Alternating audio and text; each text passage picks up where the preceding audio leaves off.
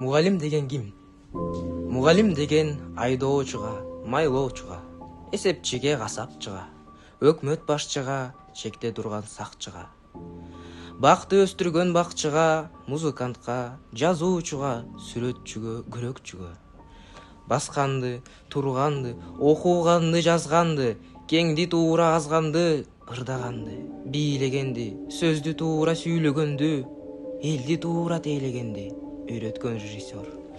Болгондо да көп кырдуу, көп сырдуу, билдей көтөргөн, көлдөй көйкөлгөн, төөдөй чыдаган, билимин жатка айткан, маянам аз деп кайгырбаган, эч жака арызданбаган, эски кийимине арданбаган жөп жөнөкөй режиссер.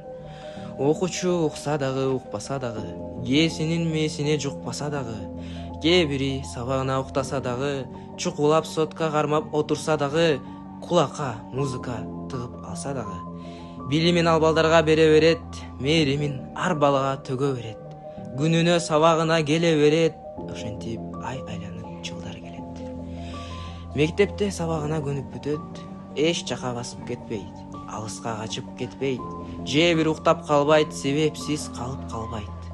Ооруп онтосо дагы келет, сабагын да бере берет. Анткени ал өз кесибин сүйөт, ошол үчүн иштеп жүрөт. Мугалим ыйык адам экенин баары эле биле бербейт.